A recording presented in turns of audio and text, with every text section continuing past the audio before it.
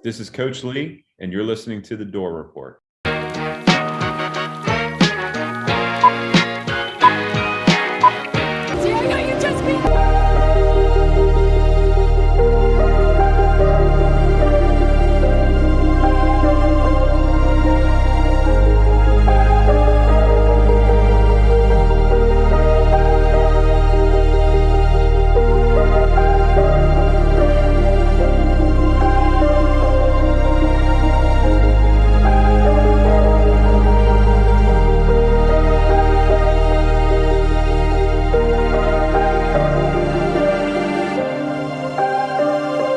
Hey, sir, this is 10-4 to ask for any officers free within the county to report to downtown.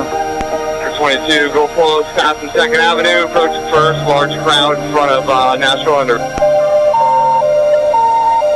Central Command dispatch to all units. Any available units that are 10-8, please switch to P104 Central Air and respond to the Broadway area of 40 of 400.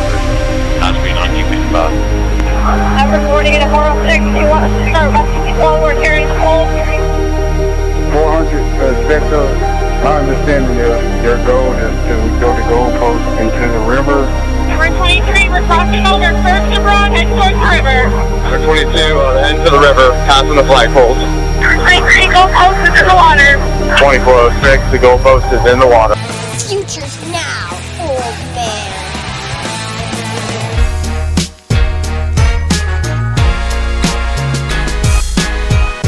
Welcome back into the Door Report and welcome into episode 335 on a lovely, wait for it, Monday evening, September 29th, 2025. I am Will Byrum, joined as always by my co-host, Trevor Hulan, aka Hack Squat Jim Duggan. And then right over here, if you're watching on YouTube, to the left of the screen or right of the screen, whatever the hell it is, we have our producer Phoebe keeping watch on the outside for some reason. Here at the Door Report, we are presented by 615 Collectibles. If you're into sports cards or sports memorabilia, check out 615 Collectibles on eBay. Items include NFL team packs, graded cards, individual cards, and more. Shipping is always fast and free. People are getting used to it now. I get so many damn compliments on the Rowback Polo. I've got to keep saying, as I'm getting a call here, I get so many compliments on the Rowback Polo, but Rowback Activewear. There is only one way to describe Rowback: best fit, best feel. For those who aren't familiar with Rowback, they are completely changing the game with their incredibly comfortable activewear. They're changing it, Trevor. They're changing the game. Times they are changing. Rowback has released so many items within their newly licensed game day collection, and it's our favorite. With novel polo designs and clean hoodie and quarter zip designs for some of your favorite schools, it's definitely worth checking out. Nobody else on the market is pairing these levels of custom designs with this quality of activewear. Rowback's everyday shorts or their Delta Performance pants are the perfect pairing as well. They are both super duper comfortable, have an elastic waistband and great fabric that is made to have the appearance of a nice short look, but the comfort for a day on the move. Rowback has also been proudly leading the NIL charge, having signed partnerships with multiple college football stars, both past and present, and are becoming the go-to brand for college athletes across the country. You can use code VAN20. That is VAN20, VAN20, no spaces, all capital letters, on rowback.com for a generous 20% off for all new customers. That's spelled Rowback, RHOBACK.com. That's 20% off all performance polos, shorts, and more with code VAN20. Trevor, I'm about to give the people what they want. All right, give it to them. We have a beefy, there's the over, ladies and gentlemen, beefy episode 335 prepared for everybody out there. We have the Utah State recap as the Doors moved to 5-0 with a 55-35 victory over the Utah State Aggies. And then after me and Trevor run through our three key takeaways, the stats, all that jazz, then we have the most hyped up game, I believe personally, in the history of Vanderbilt football to preview. I'll agree with that. I don't think that is an exaggeration. People will go back to 2008. I was actually alive for that. 2008 was extremely hyped up. 2008 was different. This is different. This game can change everything for Vanderbilt football, and we are going to dive into that. Me and Trevor are going to give our 3 keys to the game as well as our predictions. Trevor, victory over Utah State, 5-0, number 16 in the AP poll, moved up 2 spots. Gonna have to ask to start it out. What's the vibe check? Vibe check, 16 out of 10. I would be lying. So I've already watched the Utah State game, and I've focused on Bama. And I agree with you. And this goes into my vibes. I agree with you. I think this is the most hyped Vanderbilt football game in the history of Vanderbilt University. And I am excited. I am optimistic.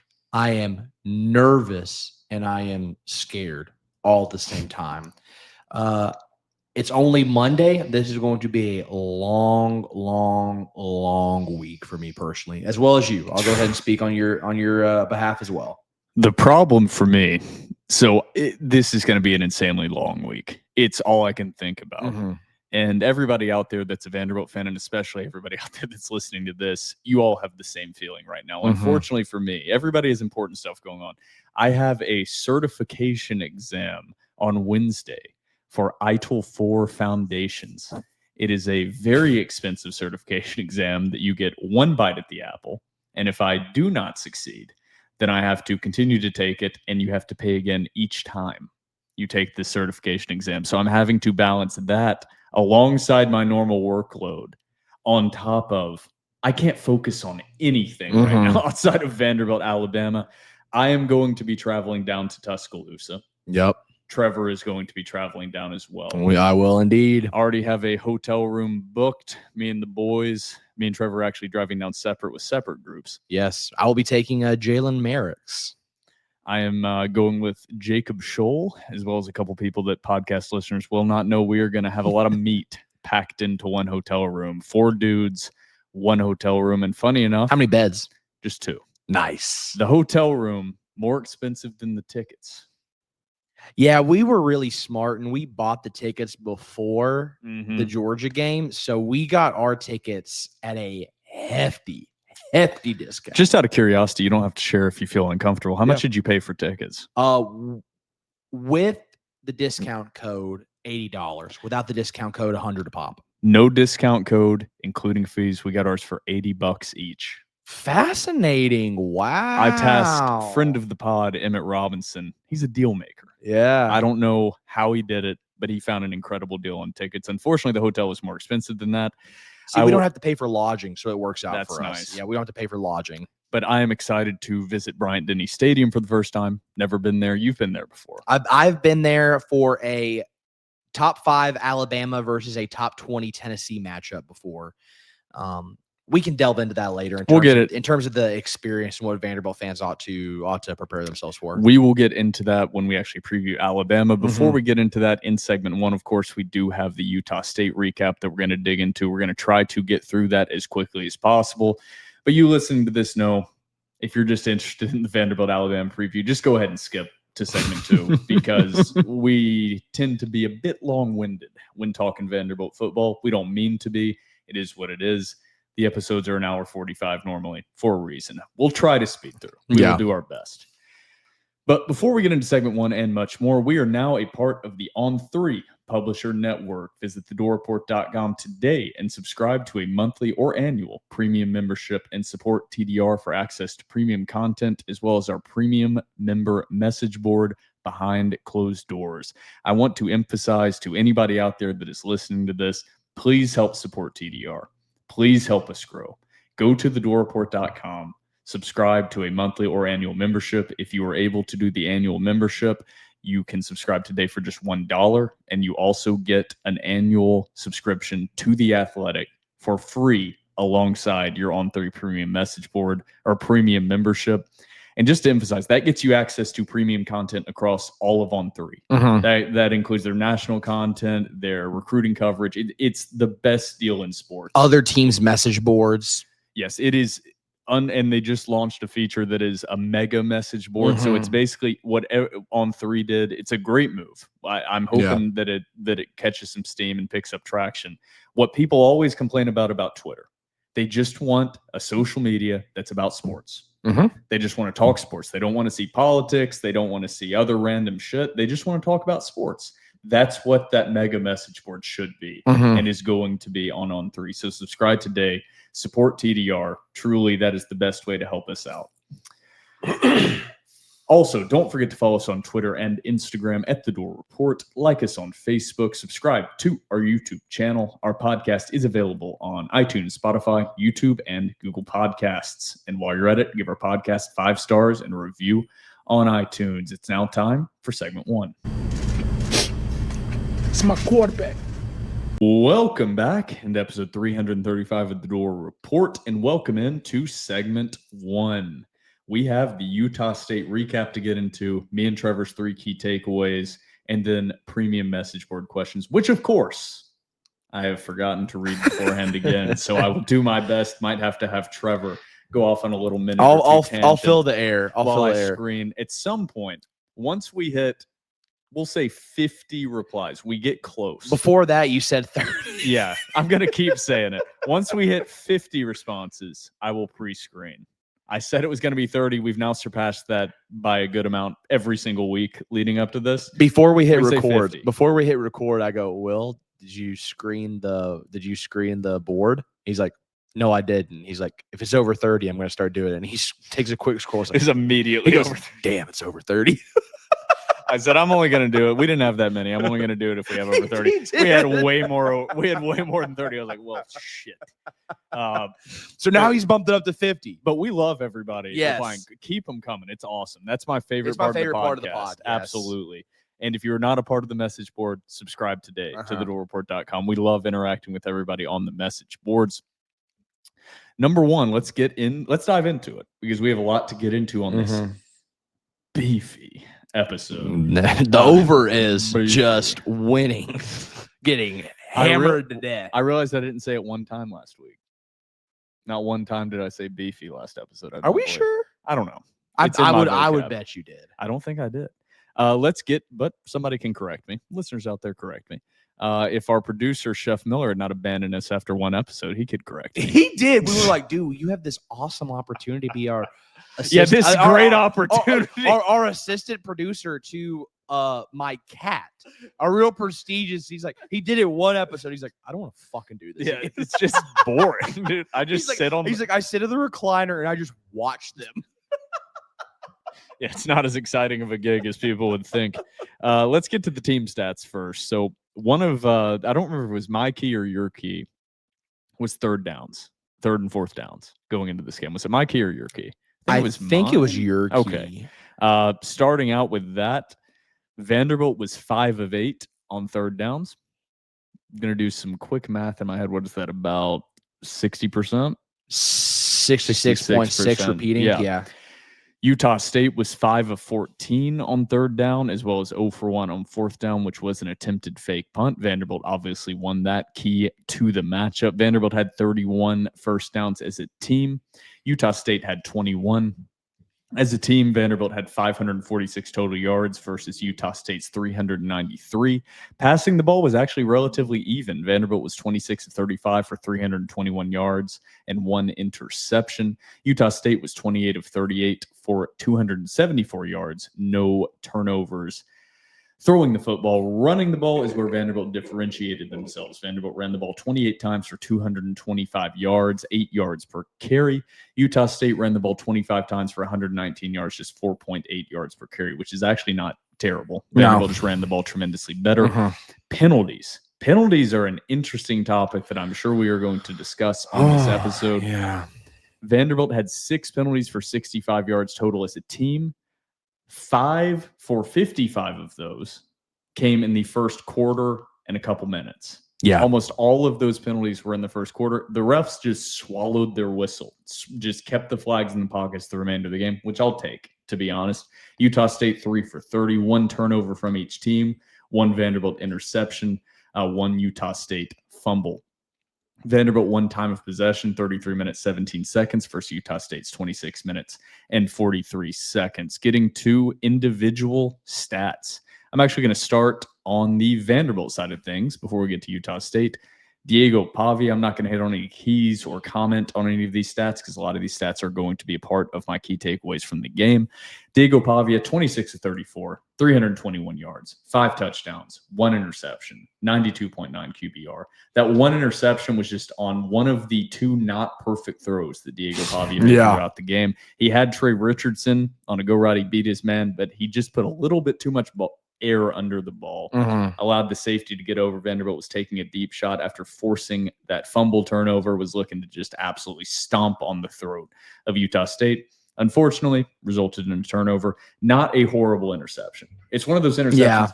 The first 2 interceptions of the year from Diego Pavia, he has 3 total on the year. The first 2 were horrible interceptions. Yep. They were bad. Back foot, just chuck it up. Situationally, they were bad, as well as I don't know what the hell he was looking at when he threw him. That was one that I can live with as an interception. I'm totally fine with that interception. Blaise Berlowitz played briefly at the end of the game. Well, not briefly. He played quite a bit, but he only threw 1 pass over 1 on the day. Running the football, Diego Pavia, also Vanderbilt's leading rusher. 9 carries for 79 yards and a touchdown. Once again, Vanderbilt spread the ball around. Cedric Alexander had the most carries on the day, 8 carries for 33 yards. However, our boy, maybe the most efficient running back in all of college football, put that man on Scully. Put him on Scully, baby. James L. Lassiter, 2 carries for 52 yards with a long of 48 yards. Phoebe is staring into my soul right now. AJ Newberry, good to see him involved once again. 3 carries for 26 yards with a long of 16. MK Young, 4 carries, 24 yards, and a touchdown with a long of 15 yards. Bryson Coleman with a carry for one carry for 8 yards.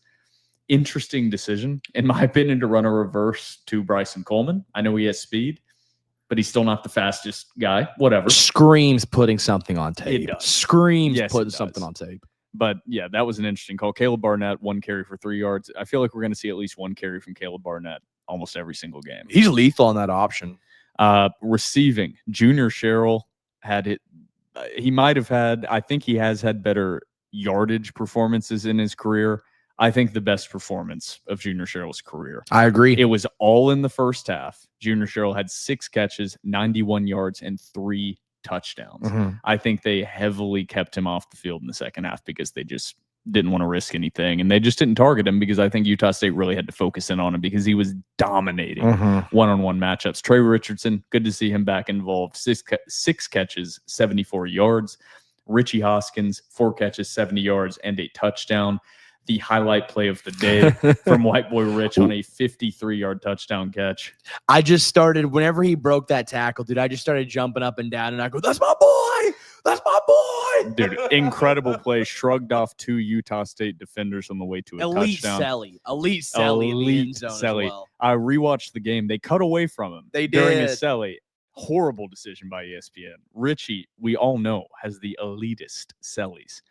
Eli Stowers tied for the receptions leader on the team. 6 catches, 68 yards, and a touchdown. Tristan Brown, 1 catch for 11 yards. Cedric Alexander, 1 catch for 5 yards. MK Young, 2 catches for 2 yards. Marlon Sewell led the team in total tackles, 7 total tackles. Miles Capers had 5. Langston Patterson had 4. Getting to the rest of the team, a lot of guys with 3. I'm not going to run through and read them. Miles Capers, 2.5 tackles for loss, 1 sack. Langston Patterson, half a tackle for loss. Brandon Fontenette, I think, had a really good game, 1 tackle for loss. Corday Sidnor, 1.5 tackles for loss. Jalen Stone, half a tackle for loss. And then Linus Zunk, 2 sacks on the day for Mr. Zunk. Should have been more if they started calling holdings or if they didn't hold him.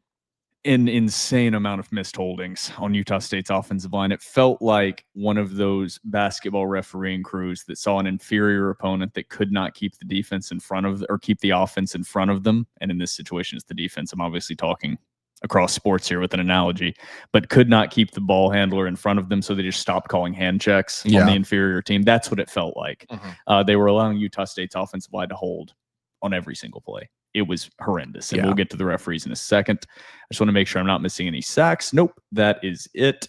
Vanderbilt did have that 1 interception. We saw actually a little bit of Nick Aber. Have not seen him much this year. Punted 2 times for an average of 55.5 yards. Brock Taylor was 2 for 2 on field goals and 6 of 6 on extra points with a long field goal of 46 yards. Still have not seen Martel Hype break a big punt return yet this year. Did not happen this game. 2 punt returns for 9 yards. Let's swap over quickly to the Utah State individual stats. Bryson Barnes, 15 of 22 for 161 yards, 3 touchdowns before going down with an injury, I believe, in the third quarter, late in the third quarter. Yep, that is correct. Jacob Conover stepped in and actually did a hell of a job as the backup quarterback, 11 of 14, 92 yards, 2 touchdowns with actually a higher QBR than Bryson Barnes, 81.4. Running the football, Utah State kind of struggled. Not terribly, but they did struggle. Javen Jacobs, 4 carries, 63 yards. Bryson Barnes, the quarterback, 10 carries for 48 yards. Receiving the football, Brock Lane, their tight end, had a hell of a ball game. He was tough to guard. 7 catches, 98 yards. Braden Pagan, which we pointed out in the preview, 7 catches, 66 yards and a touchdown. Javen Jacobs, 6 receptions for 48 yards and 1 touchdown. Miles Davis, 2 for 19 and a tutty. Josh Sturzer, 2 for 16 and a tutty. Brady Boyd, 2 for 14 and a tutty. Utah State, of course, had the 1 fumble.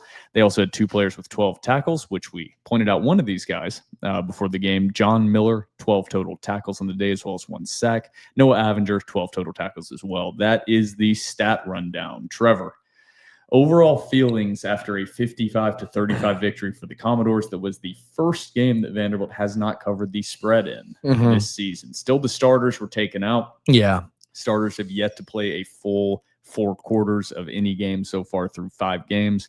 But Vanderbilt didn't cover the spread. Maybe a little bit tighter than what Vanderbilt fans had hoped going into this one. Yeah, and once again, gold-colored glasses on. I feel like this was not as close as the final score indicated. And of course, we'll get into the officiating. I don't want to say the officiating totally changed the outcome of this game. However, whenever we get into it and expound on it a little bit more, I can point out specifically 2 instances to where the officials, in my opinion, spotted Utah State a touchdown. So I think the officials accounted for about 14 points for Utah State. You can make the argument that it was 21. We'll get into that later. Overall, it felt like Vanderbilt was in control for most of the game. Scored a lot more than I think Vanderbilt fans, including myself, would have liked to have seen.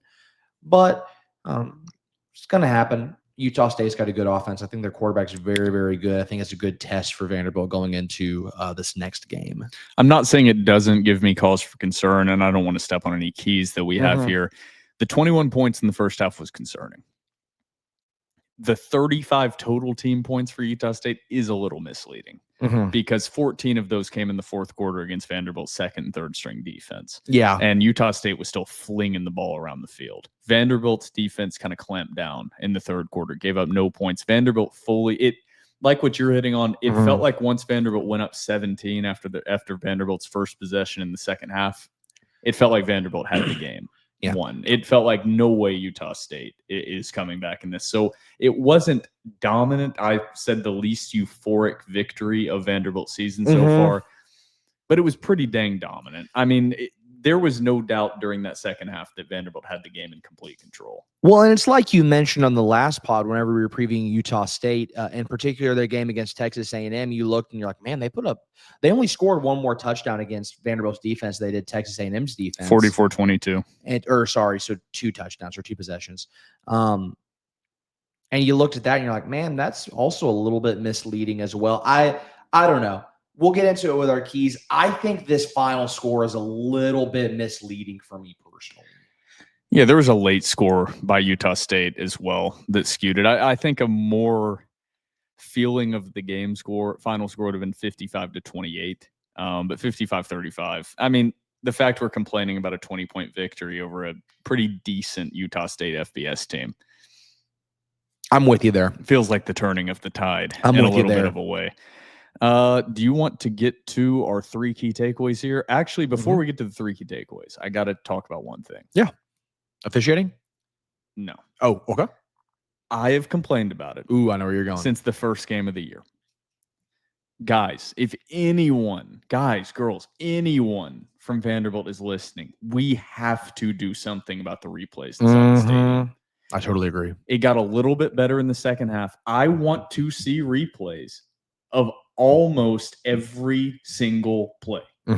there were key calls and key situations where they simply did not show replays. They would just go from the play to showing shots of the crowd.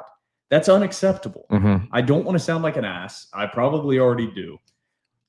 I feel like I'm asking for something crazy. Just show the replays of every play. Everyone in the stands is looking for it. I was at fall camp, at fall practice. I saw it. You guys were showing replays of practice live. Why can it not be done on game day? It's a bad experience for fans in the stands. Yeah. People around me are constantly waiting for a replay, asking for a replay. Nothing is coming up. That's got to get better. I don't know why that's not getting better. And also turn up the volume of the speakers. And if that's as loud as they go, put in more speakers. That's my 2 criticisms of the game day experience. No, and I totally agree, especially on the replay. I'm with you on every single play having a replay. However, especially whenever it's critical moments, like you said, like for example, the targeting that should have been called the targeting against Richie Hoskins, that wasn't. It felt like we waited, a couple minutes before we got a replay of that. There were multiple penalties to where we should have gotten a replay, and just Vanderbilt did not give a replay, and it was just the repeating graphic that they had, or like you said, it would be crowd shots. I totally agree. It's a bad fan experience. You cannot tell me that it is that difficult to throw up a replay, because I've been going to Vanderbilt games for like 20 years straight. You guys have done it every single year. This has never been a problem ever. You're making a great point, actually. I've said that every other school I've been going to Vanderbilt games my whole life. I've never had this complaint. Yep. This is the first time I've ever thought this. It would be one thing if this was a continuous thing year after year. This has never been a problem. Yeah, we've had plenty of issues with Vanderbilt's game day experience at times, but the replays not being there has not been one. I don't understand. We had a scoreboard hanging from a crane, and they still showed replays of every play. Yeah, I'm going to continue to rant about this every single game that we have a home game until it gets fixed. It's such an easy fix. That's the frustrating part, is it's such an easy fix. Dude, how many cameras do you think they have in that football stadium? 20, 30 cameras from all sorts of angles? I know you can give me a replay whenever you want. Give me a replay after every single play. If it's hurry up, I understand. It's like, we got to get back to but it's not like Vanderbilt's running tempo constantly. It's the ones like exactly what you said, the targeting on Richie Hoskins, no replay.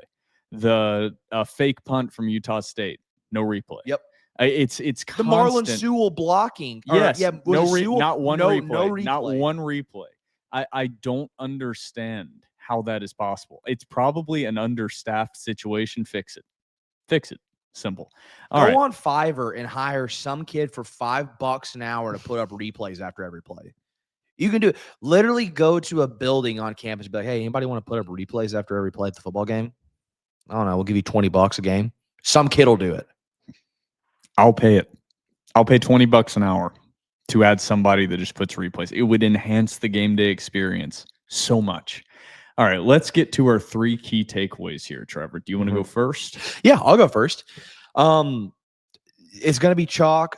The ultimate chalk takeaway from this game is that Diego Pavia continues. I know. I'm sorry. For those who aren't watching on YouTube, Will just threw up his hands in frustration as I once again took away one of his key takeaways. Diego Pavia had himself a hell of a game. Diego Pavia continues to be on just a rapid trajectory to stardom as if he was not already there. It's hard to believe after what we saw from Diego Pavia last year that he could get any better. He has. Statistically speaking, and just from an eye perspective, Diego Pavia has somehow gotten better. Vanderbilt fans, I'm not saying this because I'm a fan as well. I truly believe this. Look up his numbers and compare it to any other player in the nation. Vanderbilt, we have a Heisman contender at quarterback. Diego Pavia right now, and this is no slight at people that have come before Diego Pavia. Diego Pavia is the best quarterback Vanderbilt has ever had. And somehow Diego Pavia has gotten better than he was last year. He looks more in control. He looks more comfortable. He looks like he really trusts his weapons around him. And the stats don't even fully do it justice. But I got asked often, how can Diego Pavia get better? And my response was, well, that's going to be tough. But last year he did complete slightly under 60% of his passes. He completed, I believe, like 59.5. This year, I think I would want to see a higher completion percentage, but what that is going to result in is more interceptions. He only threw 4 interceptions all of last season. This year, that's exactly what Diego Pavia has done. This is also my key takeaway, number one. Diego Pavia is completing almost 75% of his passes this year. He does have 3 interceptions, which is 1 away from his total last year, but he's trying to fit the ball in tighter windows. He's trying to make more plays happen. That's what you expect a guy to do. So I am willing to trade off a few more turnovers as long as they don't become completely prevalent for a 15% bump in completion percentage. And then once again, even though they're running him tremendously less than last year, he's also the team's leader in rushing yards. And on top of all of this, Diego Pavia is yet to play a full football game. So Diego Pavia, I wrote it in my key takeaway article that I put up Saturday night right after the game, or Saturday afternoon. Diego Pavia was phenomenal. And I know it's like beating a dead horse, but when the takeaway is the takeaway, that is what it is. Diego Pavia has been phenomenal so far this season. Like, just because he has lived up to this incredible hype and expectations and even exceeded them, and because he hyped himself up, to be honest, on the media tour he did, it's like now all that shit that people talked about, oh yeah, now you got a year of film on you, oh, defenses will know what to do. It's like they hadn't figured it out yet. And all that stuff, it's like now that it has happened, it's just, well, yeah, of course Diego Pavia was going to be one of the best quarterbacks in the SEC. That's not what the preseason ranking showed you. That's not what the SEC media analysts showed you. They said Diego Pavia was barely a top 10 SEC quarterback. Right now in Pete Nakos's Heisman contenders, Diego Pavia is number 3. Diego Pavia is down from plus 15,000 odds to win the Heisman to plus 1,700.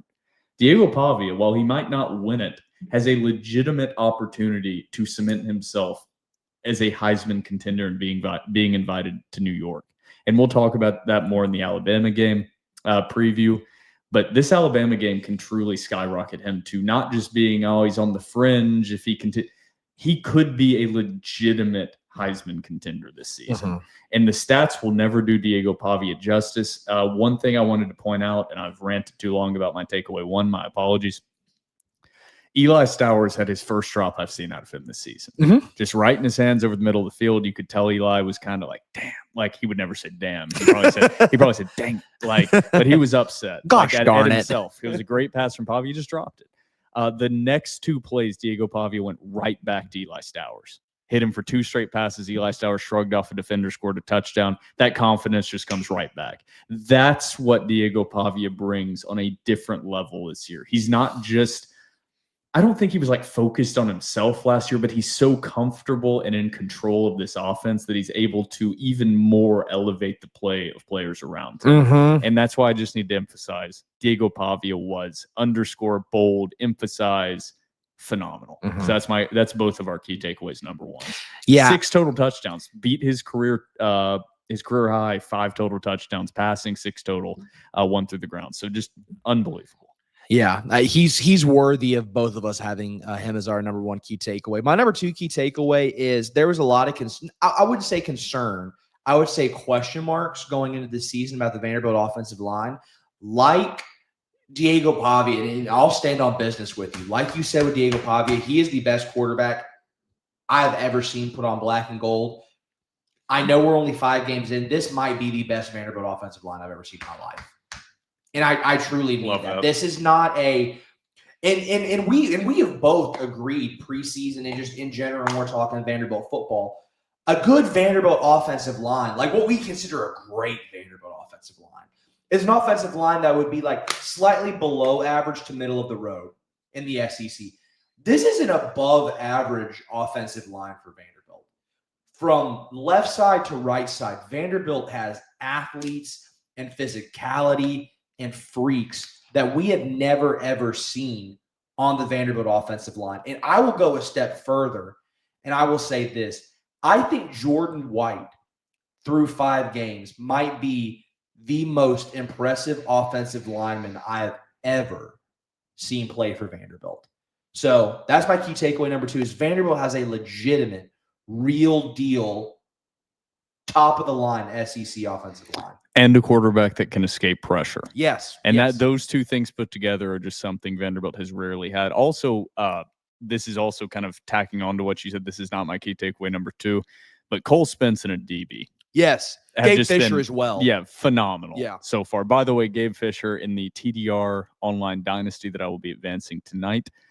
I didn't need a fullback on my roster, but I saw a man enter the portal and I said, "Send the house." That was 2-star fullback transfer, Gabe Fisher. Now he's leading the way for the Boston College Eagles rushing attack. Yeah. I'll say this, and I know we have fond memories of Chris Williams. Jordan White is he could be a first-team All-American. He could be. I'm telling you guys, Jordan White's the real deal. Yeah, the offensive line has been, we said after being at fall camp, like this line could be improved from last year. Mm-hmm. It's a lot of new pieces, but could be improved. And it is. Mm-hmm. And we will learn a lot more in the next 7-game gauntlet. But as of right now, this offensive line is taking care of business. Mm-hmm. My key takeaway number 2, this is going to be broad in the headline, but then I'm going to narrow it down. This offense has real and diverse playmakers. That is different than last season. We talked about explosive running plays. MK Young has been an incredible addition. Shout out to ball knower, hack squat Jim Duggan, Trevor Hulan. But I'm going to specifically focus on the wide receiver group. Mm-hmm. We knew what we had in Vanderbilt's tight end room. Tight ends lived up to expectations all the way. Bryson Coleman, even dealing with some injury issues, has looked explosive when he's been given the opportunity. Eli Stowers, everything you could possibly expect. Cole Spence, everything you could possibly expect. The wide receiver room, that was one of the big concerns headed into the season. You know, Junior Sherrill could be that guy. We expected him to progress. He looked dominant in that first half.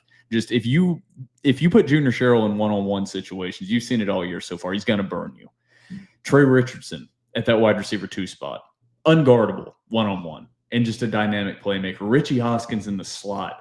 Tristan Brown contributing consistently. And then the blocking on the outside from the wide receivers. The wide receivers have just impressed the hell out of me so far this season. And I want to include the running backs because they've also been significantly improved from last season. But the wide receivers and having real weapons and diverse weapons on the outside has opened up everything for this offense. And that was prevalent again against Utah State. This offense is a machine right now. The number 1 scoring offense in the country through 5 weeks. Mm-hmm. Number 1, averaging 50 points per game against FBS opponents. That's nothing to scoff at this point. 50 points per game against FCS opponents, FBS opponents. That is number 1 in the country. Number 1 in the country. I just want to emphasize that, and then we can get to your key takeaway number 3. Yeah, and something I think that's a wonderful point because I thought this offseason a lot of Vanderbilt fans were sort of really critical of the staff's approach to wide receivers. And they said, okay, you got Chance Fitzgerald, you got Trent Hudson in the portal. And Trey Richardson, that's not enough. If you look at this wide receiver room, it's the same guys as last year, minus Quincy Skinner Jr., add in Trey Richardson. It's still Junior Sherrill. It's still Richie Hoskins. Like, these guys have taken a legitimate step forward. And 2 of the guys that you brought in the portal, who Trent Hudson, we were very excited about. Chance Fitzgerald, we were kind of, they haven't really seen the field. No. Chance Fitzgerald, I don't know if he's gotten barely any snaps.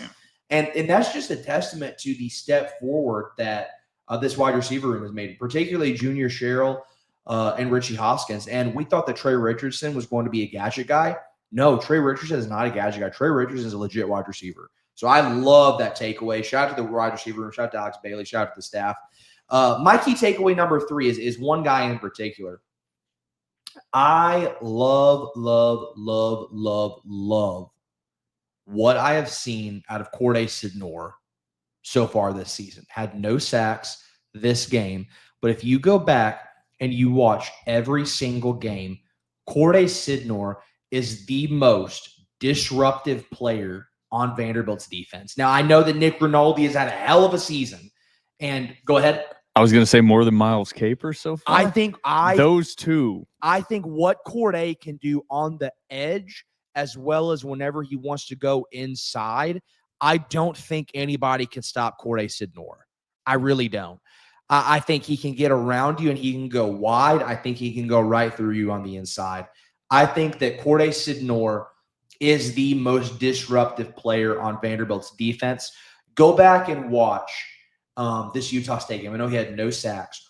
Watch the pressure he got on the interior. And I've said it once. I've probably said it 100 times. If you ask quarterbacks, traditionally, we love edge rushers. Edge rushers outside of quarterbacks might be the most important player on an entire football team. Quarterbacks, when you ask them, what bugs you the most? They're going to say it's not when somebody's coming from your edge. It's going to be whenever they collapse the pocket from the interior. And Corday Sidnor can rush the edge and he can get you inside.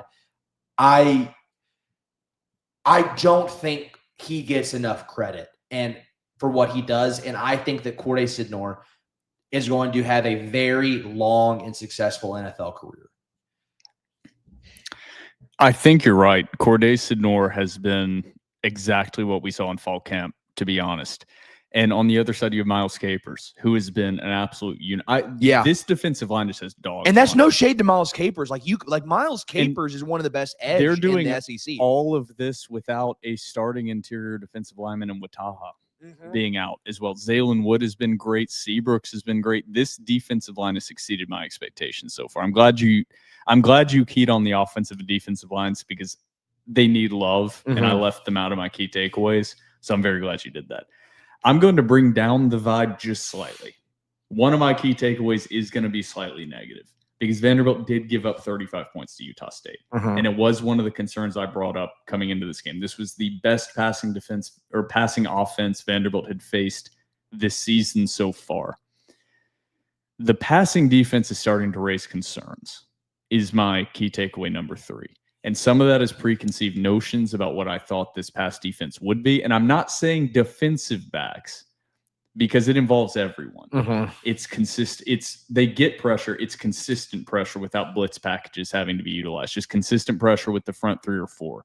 It's the linebackers and pass coverage. I'm not ready to say it's bad. I think it's better than last year. I think it's improved. But last year, they were one of the worst in the country. And just overall, as a team, Utah State just kind of had their way with Vanderbilt's pass defense. I mean, as a team, even with a backup quarterback, they were 28 of 38 for 274 yards, 5 touchdowns, no interceptions. That's concerning. And I do think actually Bryson Barnes is a hell of a quarterback for Utah State.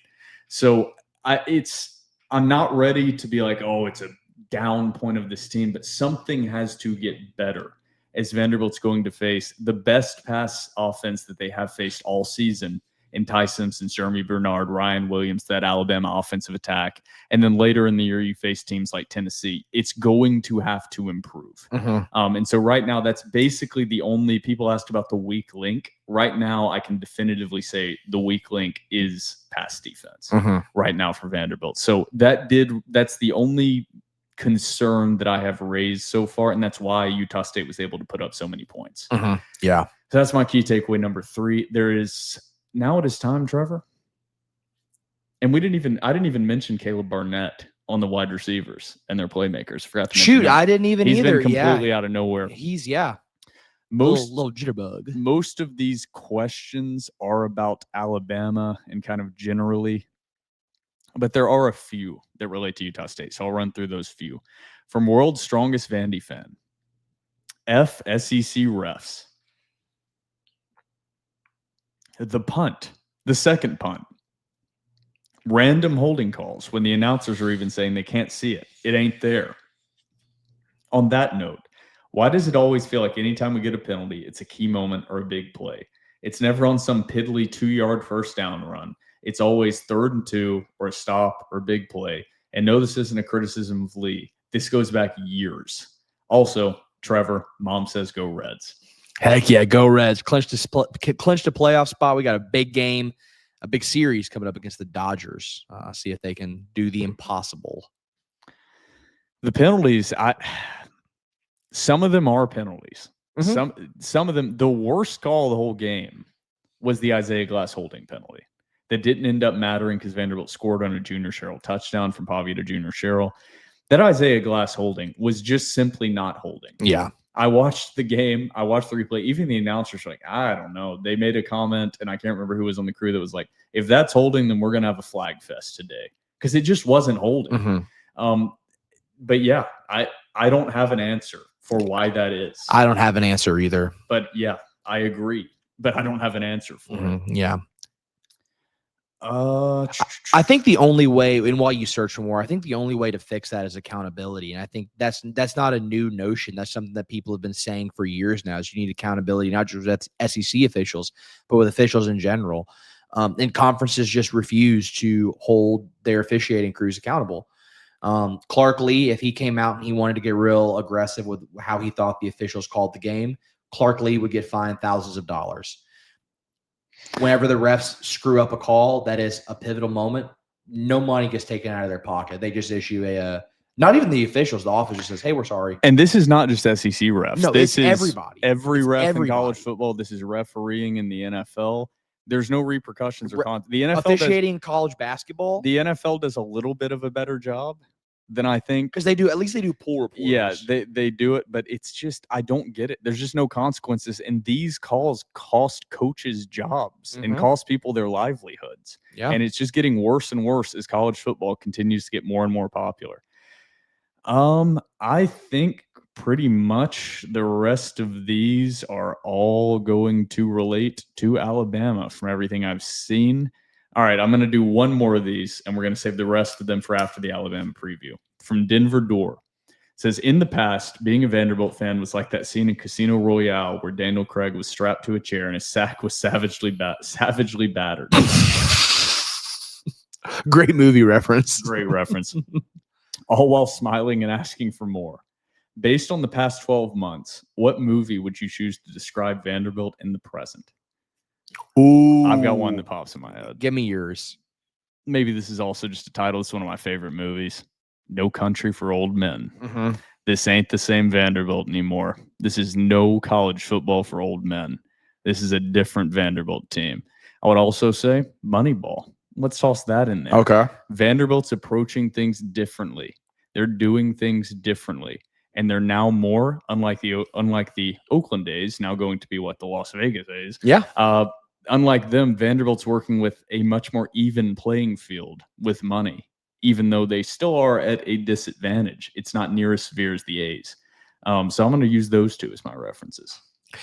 I'm a big movie guy. I'm struggling to come up with a reference. We might need to go on to our next segment, and as I ponder it, then I'll just unnecessarily interrupt you and be like, that's the movie. So stay tuned. Great question, Denver Door. All right, we are going to head to the TDR cocktail break. We're going to let Trevor ponder on this as he is a cinephile.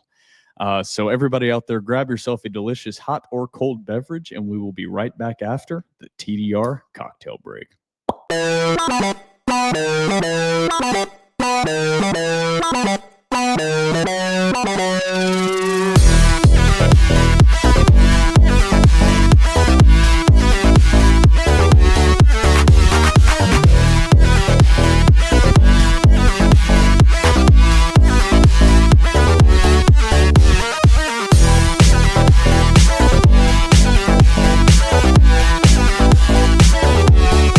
Welcome back from the TDR cocktail break, and welcome back into episode 335. We have Vanderbilt versus Alabama to preview. Of course, we all remember what happened on that beautiful, beautiful evening last year. Vanderbilt beat number 1 ranked Alabama 40-35. Fans stormed the field. It was a divine experience. It was an otherworldly religious experience. I cannot describe it. Nothing will ever top that moment. I can't even fathom anything to top that moment besides winning a national championship, to be honest. And even that in the moment, I don't know. Yeah. Because that was the springboard. Whatever happens after this, that game was the springboard. Yeah. We remember what happened last year. Alabama certainly remembers what happened last year. Vanderbilt now travels on the road to Bryant-Denny Stadium. And as well, to build even more hype around this game, College Game Day will be in Tuscaloosa to witness the number one game in all of college football this week. Some people would argue Florida State, Miami, but Florida State just blew it against Virginia last week. And so thank you, Florida State, because now College Game Day is going to be there for Vanderbilt, Alabama. This game will be at 2:30 p.m. Central Standard Time on ABC. Vanderbilt opened at between a 12.5 to 13.5 point underdog, depending on what book you looked at. As of right now, Vanderbilt is a 10.5 point underdog, according to BetMGM. So that line has shifted down a decent amount for how early we are in the week. We are so used to recording on Tuesdays. This is a Monday. I'm all thrown off and everywhere. But let's get into a little bit of this Alabama roster preview. I'm sure basically every single Vanderbilt fan watched Alabama beat number 5 Georgia on Saturday night, 24-21. We're going to go through some key stats from that game, and that'll kind of bring up some key players for Alabama. Of course, Alabama is quarterbacked by Ty Simpson, former 5-star recruit that is really starting to come into his own as a passer at the helm of that Alabama offense. Against Georgia, he was 24 of 38 for 276 yards, 2 touchdowns. He looked really good. And he's looked really good since that Florida State game. Jam Miller, 16 carries for 46 yards against Georgia. On the year, Jam Miller only has... That was the first game he played. Yes. My apologies. I should know that, but I'm thrown off because we're recording a day early. Usually I have 2 days of prep. Kevin Riley is actually Alabama's leading rusher, 33 carries for 150 yards. Bama's rushing attack, not the best. Not the best Alabama rushing attack we've seen by any stretch of the imagination. Where Bama thrives this year, and under Kalen DeBoer, I believe it's where they're going to thrive, is in the passing game. Yeah. On the season, I read off Ty Simpson's stats against Georgia. Ty Simpson is 88 of 127 for 1,138 yards, 11 touchdowns, 0 interceptions. Alabama has yet to turn the football over this season. Now getting to the most talented portion of this Alabama team. Everybody out there knows about Ryan Williams. 15 catches for 238 yards, 2 touchdowns. He had some highlight plays against Vanderbilt last year. But I really believe Jeremy Bernard is Alabama's best receiver. I also agree there. 20 catches for 310 yards, 4 touchdowns. Isaiah Horton, another very talented guy, 14 catches, 170 yards, 3 touchdowns. Alabama has an extremely talented wide receiver room. I would argue the most talented wide receiver room in the country. Yeah, I would agree with you there. Makes Ty Simpson's job quite a bit easier. On the defensive side of the ball, we're going to get to Bama's injuries and guys that will be suspended for the first half in a second. Bray Hubbard leads Alabama in tackles with 17 total tackles, as well as 2 interceptions, leading the team as well. Justin Jefferson, very talented linebacker, shares the name of an NFL All-Pro wide receiver. 15 total tackles, 1 interception as well. Alabama's pass rush has not been that great this year, just 5 total sacks as a team. 1.5 coming from LT Overton, a defensive lineman, half coming from Edric Hill, a defensive lineman, and Wanze Pierre with 1 tackle on the 1 sack on the season. Getting to the injuries, some significant injuries. Bama will be missing 2 of their Wolf linebackers. Linebacker Quay Russaw, who I'm probably butchering that name and I apologize, is undergoing foot surgery after being injured in the Georgia game. So that is a big loss to the Alabama defense, as well as Marion Latham has a neck injury. He has yet to really play. He didn't play in the Georgia game. No. But that's still 2 huge pieces missing. Defensive line star James Smith will miss the first half of the game due to a targeting call that was called in the second half of the Georgia game. It was one of those that was targeting by the rule, but it wasn't helmet-to-helmet contact. Yeah. He dove in on a ball carrier with the crown of his helmet and hit the ball carrier in his side. I think it's bullshit that a guy, and I'm happy for it as a fan of Vanderbilt, but the fact that that targeting call has the same weight as an egregious targeting call where he has to be suspended for the first half of the next game. Yeah. It's crazy to me. We should be able to go back and review on these where guys have them in the second half and are ejected from the game and miss the first half of the second game. That needs to be an adjustment to the rule. I agree. With all the adjustments that have been made to targeting, as they seem to not like how many targeting calls were happening. So they kind of just abandoned the fact it was for the safety of the players and rewrote the rules in some ways. The fact that you still just default miss the first half of the next game is kind of crazy. Yeah, or the fact that you're automatically ejected is ridiculous. It's brutal. It should be the old face mask rule where you had the 5-yard face mask and the 15-yard face mask. That should be targeting. You should have the targeting that it's 15 yards regardless, but there are different levels. Some you're ejected, you review all of them.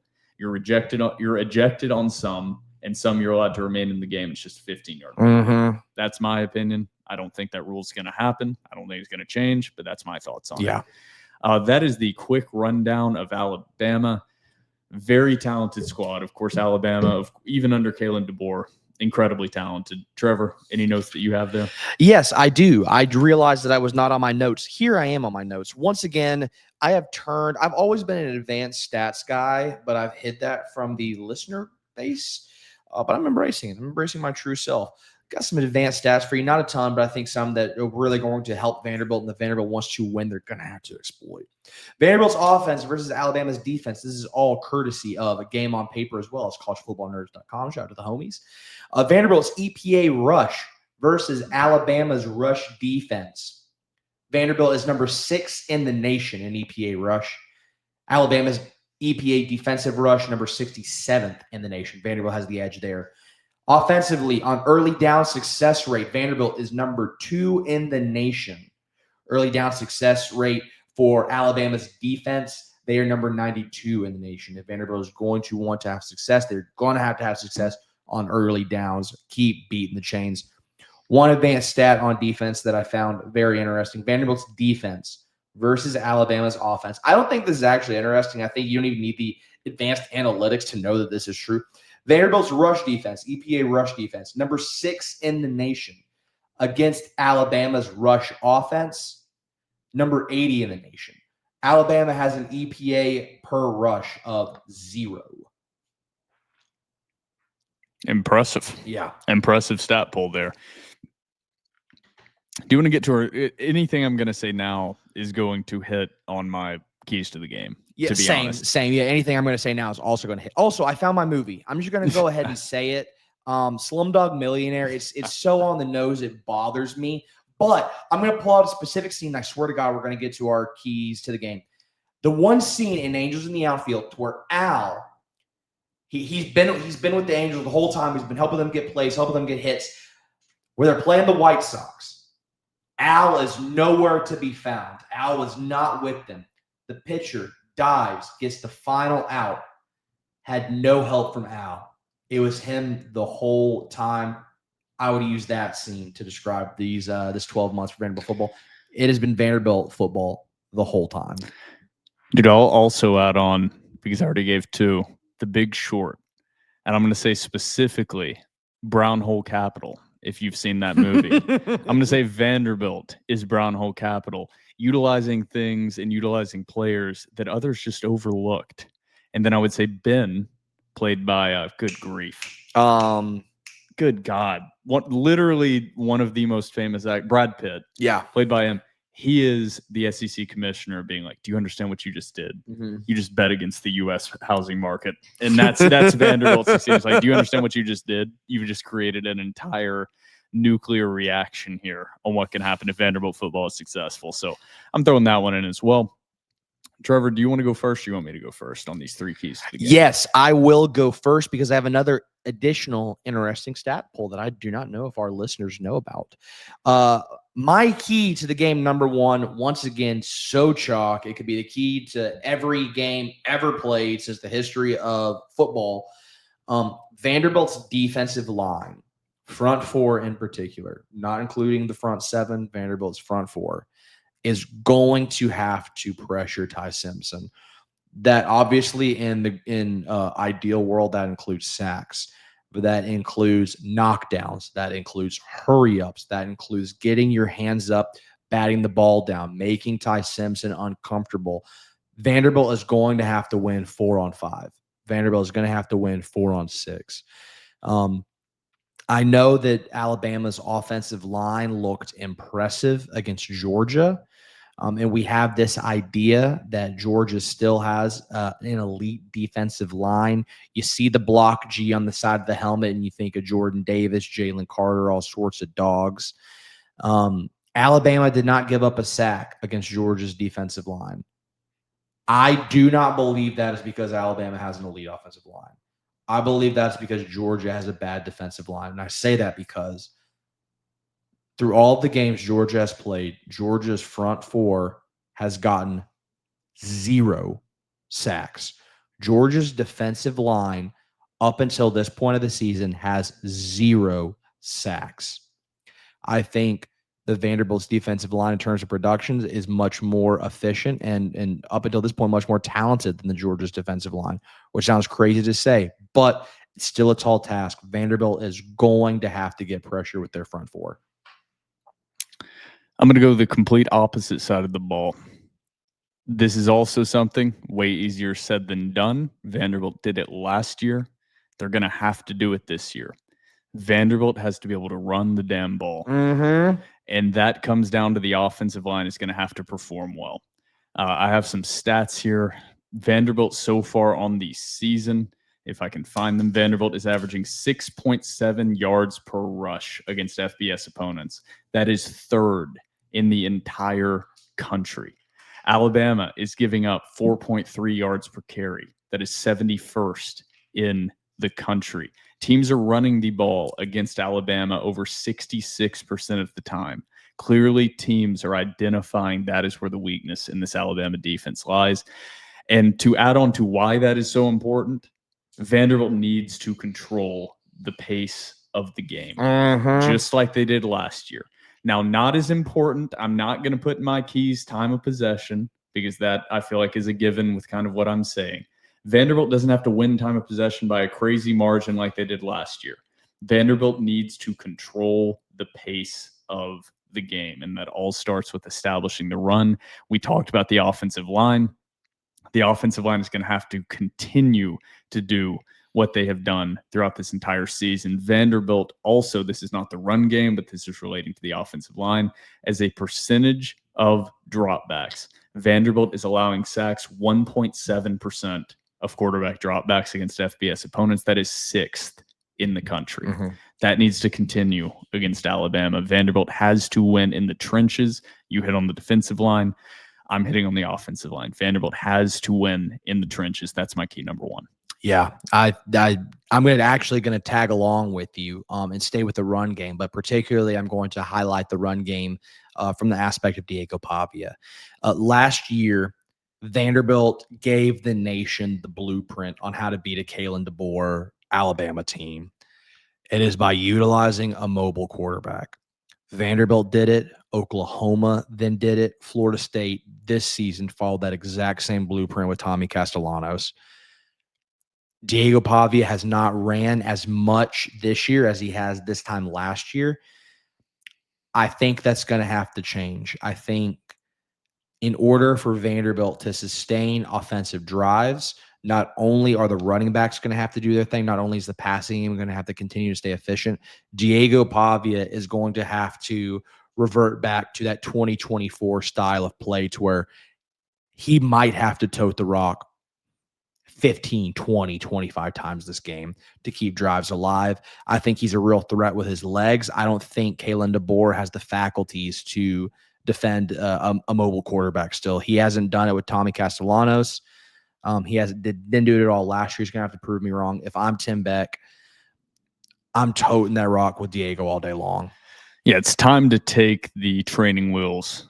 And training wheels is the wrong term because they want to keep Diego Pavia healthy. And there is a concerted effort to have him run the ball less and take less hits. That's going to have to change this game. This game in particular, that has to change. I completely agree. I'm going to get to one that is a lot. All of these are easier said than done. This one is a lot more up in the air. This isn't some positive key to the game, but it has to happen if Vanderbilt's going to win. Vanderbilt right now, even though the defense is improved, I think the eye test will tell you that the defense is definitively improved. Vanderbilt right now is giving up a completion percentage of 67.11% as a team against FBS opponents. That is 105th in the country. Alabama is completing almost 70% of their passes this season against FBS opponents. That is 17th in the country. Vanderbilt not only has to prevent big plays against this talented Alabama wide receiver group, they have to disrupt Ty Simpson's timing. And that comes down to everyone. That's the front four getting pressure. That's sending blitzes. That's the secondary holding up in pass coverage. That has to happen. If Alabama is able to fling the ball around the field and have a completion percentage of 70+% on offense, Vanderbilt's going to lose this game. Plain and simple. Vanderbilt has to disrupt Ty Simpson, and the secondary is going to have a hell of a game. That's my key number 2. I don't really have any X's and O's to help with that, but Colby Taylor's going to have a hell of a game. Martell Height's going to have a hell of a game. Marlon Sewell, Dante Carter's going to have to be heavily utilized in this game. CJ Hurd, everyone from top to bottom is going to have to play their best game of the season in pass coverage. I'm not trying to discount what Alabama does on the ground, but that's not what scares me about this Alabama team. Their passing game scares me with this Alabama team. Ty Simpson looked sharp and has looked sharp since the Florida State game.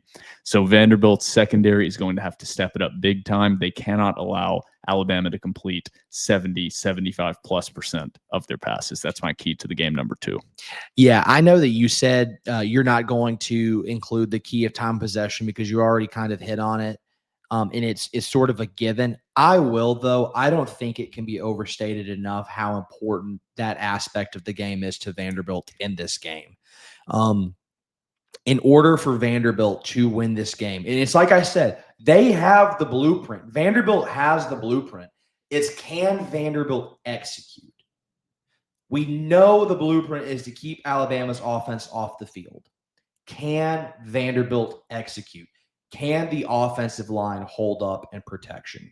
Can the four-headed, now instead of three-headed, the four-headed monster in the backfield, 5 if you include Diego Pavia, can they continue to, on early downs, get 4, 5, 6 yards of rush, set up the offense for success in later downs? Can Vanderbilt convert on third downs? Vanderbilt's offense is going to have to play smart.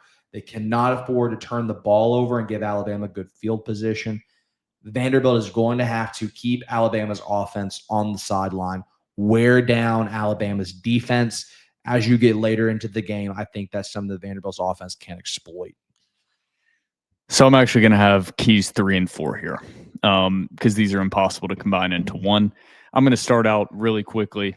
The penalties. Vanderbilt cannot have the drive-killing penalties. It didn't kill you against Utah State. It hasn't killed you this year so far. Some of those not on Vanderbilt. Vanderbilt cannot have false starts on 3rd and 2. Vanderbilt cannot have holding penalties that set you up in 2nd and 20. It cannot happen. That's going to kill you against this Alabama defense. But my real key takeaway number 3 is going to go back to last season and how Vanderbilt did what they did against Alabama. You talked about controlling time of possession. It's going to be turnovers. Alabama has yet to turn the ball over this year. Vanderbilt has turned the ball over, I believe, 5 times? I think, yeah, I believe so. 3 interceptions. I know there's been at least 1 fumble. I believe I'm missing one, and it's been 2 fumbles. I could be wrong, but at least 4 times. Vanderbilt needs to win turnovers. That is what changed the momentum and changed that game last year. It was the Miles Capers strip sack on Jalen Milroe. That didn't seal the game, but almost did. For Vanderbilt, it's the early interception by Randon Fontenette for a pick 6. That is what won Vanderbilt the game. If they're going to go into Tuscaloosa, win this game, nationally televised on ABC, they have to win the turnover battle. This Alabama team has done a great job of not turning the football over. I think they're going to be pressing just a little bit. Vanderbilt has to take advantage of that. I know my key number 2 was about Vanderbilt limiting the completion percentage. I don't know if that's really in the cards. To be honest, I want it to happen. But what they have to do is when they get the opportunity to turn Alabama over, they have to capitalize on it. They have to capitalize on it. So they can't have interceptions slip through their fingers. They can't have fumbles that Alabama jumps on top of. They have to capitalize on those situations. So that's my key takeaway number 3. Vanderbilt needs to win the turnover battle. Well, and I'll give them like a 3.5. I'll tail on you there. Alabama was incredibly efficient on 4th down against Georgia or 3rd down against Georgia. I think along with forcing turnovers, I think is turnover on downs. Yep. I think Vanderbilt has to be stout on third down. You cannot allow them to be like 80% on third down conversion or whatever crazy factor it was. It's turnovers, it's picks, it's fumbles, but it's also getting them off the field and getting stops on third down. All right, that is our 3 keys to victory / 3 keys to the game. We're no longer doing 3 keys to the game. It's 3 keys to victory. 3 keys to now. victory. That's what we do now. We are going to get to me and Trevor's predictions now before we get to our final premium message board questions. I'm going to take a pee break after the predictions here. This has been, and I'll let Trevor, well, do you want me to go first or do you want to go first? Where's your heart leading you? This has been, and I mean this, we've been doing TDR, I've been doing TDR for 5 years now. This is the toughest prediction that I've ever had to make. I can see Vanderbilt winning this game by multiple scores. I can see Vanderbilt winning this game in a tight last-second field goal. I can see Alabama winning this game in a tight last-second field goal. I can see Alabama beating Vanderbilt by 30. The more I've researched, the more unsure I am in either direction how this game is going to play out. And I think that applies to a lot of the SEC, to be honest. I think the SEC is just so diverse in talent. There is so much parity right now in the SEC. This is a brutal prediction for me, and I've gone back and forth multiple times. I know what people want me to predict. I know what I want to predict. I know what my heart says. I'm going to be in Tuscaloosa. I think with what I have seen out of Alabama's passing attack, the stats I read off earlier about Vanderbilt's secondary being 105th in the country in completion percentage allowed does not bode well against this Alabama passing attack. I think it is going to be a tight game. I think it's going to be a relative shootout regardless of what direction it goes. I think Vanderbilt's offense is still a machine. I just think Alabama's offense is developing into a machine in front of our eyes in some ways. I think Alabama wins this one 35-31. I think the Doors fall just short. I think they easily cover the spread. But I've gone back and forth. This is different than just a fighter's chance for Vanderbilt. I think if they play this game 10 times, I think Vanderbilt wins 3.5, 4 of these. I think the talent discrepancy is as low as it has ever been. I think Vanderbilt has the better quarterback. I think Vanderbilt has better running backs. I think Alabama has the advantage on the outside of receiver and playmaker. I think Vanderbilt has better tight ends. I think Alabama has a slightly better offensive line, but not by a huge margin. I think Vanderbilt might have a slight advantage at defensive line. I think they might have a slight advantage at linebacker, but where this game is going to be decided, unlike it's always decided in the trenches. Like, let's be honest. But I think where this game is ultimately going to be decided, because I don't think there's a huge discrepancy in the trenches in this game, unlike years in the past. I think it's going to be decided outside the hashes. And I think Alabama has an advantage in the defensive backfield, and I think Alabama has an advantage at wide receiver over Vanderbilt's defensive backs. And as much as my heart wants to predict a Vanderbilt win, I got some money on Vanderbilt money line. I got some money. I got quite a bit of money on Vanderbilt spread. I'm still going Alabama 35, Vanderbilt 31, my first loss prediction for the Doors of the entire year. And I want to emphasize how much a loss does not take away the overall high-level goals of this team. A loss to Alabama on the road changes nothing about what this team can do the rest of the season, especially with a bye week heading into the last 6 games of the season. So I am predicting a Vanderbilt loss, but it hurts my heart to predict it. Yeah, I totally agree. I don't think a loss to Alabama and Tuscaloosa diminishes anything that Vanderbilt has accomplished this season, nor do I think it impacts their goals moving forward. I think every team on the schedule the rest of the way is winnable for Vanderbilt. You know, I'm right there with you. My head tells me Vanderbilt loses. My heart tells me Vanderbilt wins. I know I get excited. I know I get amped up. I feel unusually mellow right now whenever I think about this Vanderbilt-Alabama game. I think that ultimately Alabama is more talented than Vanderbilt. I think they have better weapons than Vanderbilt. Ty Simpson's playing at a high level. But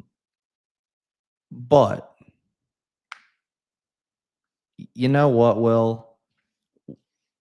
What if I told you that the smallest fan base in the SEC has the biggest dreams? What if I told you a team went from chasing wins to chasing championships? What if I told you the road to redemption began with a man who had to come home? What if I told you a no-star quarterback out of Albuquerque, New Mexico would become the face of belief itself? What if I told you, Will, it is good to be gold? I'm sorry, head.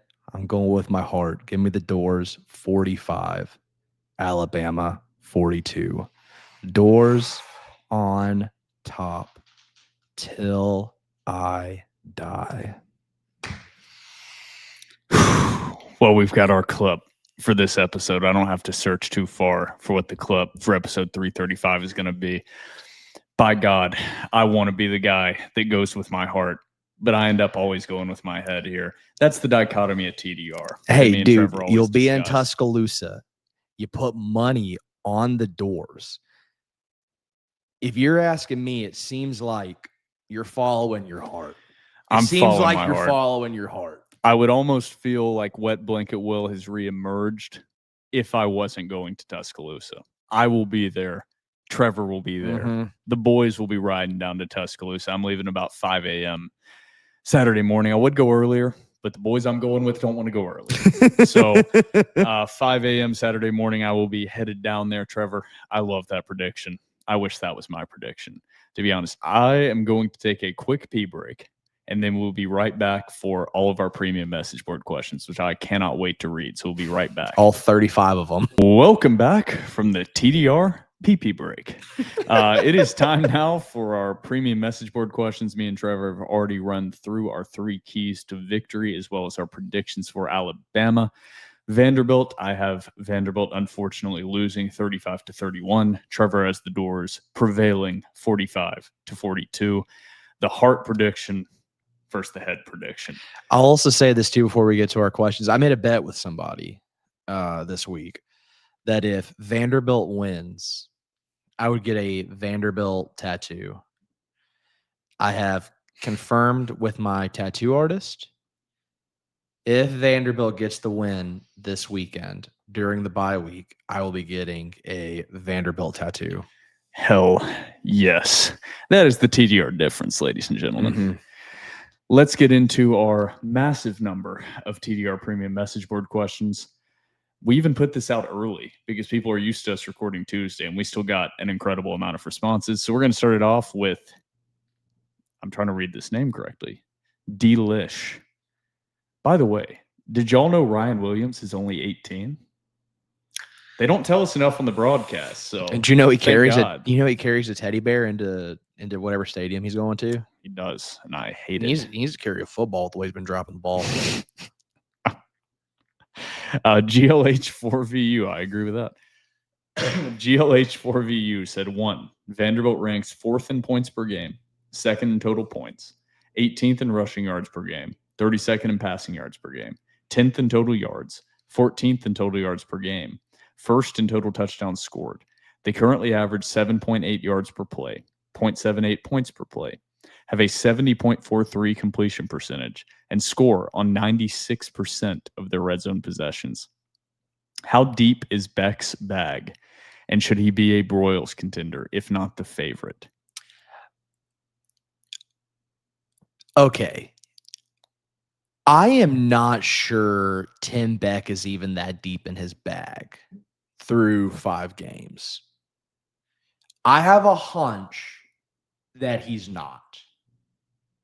Maybe he is, maybe he's not.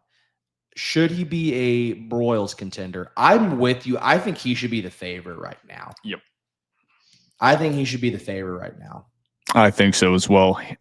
Goes on to say, now for the Bama game, what position group minus DBs do you think is going to have to step up the most for us to have success this weekend? I think we got to hit on this. Defensive line. Yeah. Mhm.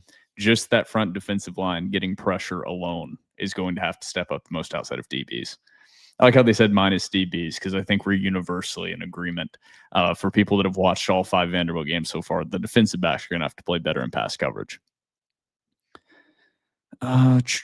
Denver Door. Is there any concern that Vandy hasn't gotten much experience in, quote, close game situations this year? We've won all of our games by 20 plus, which is incredible. But my one worry is they haven't had many tries at one-score games in the fourth quarter, and that's bound to come up in the next several weeks.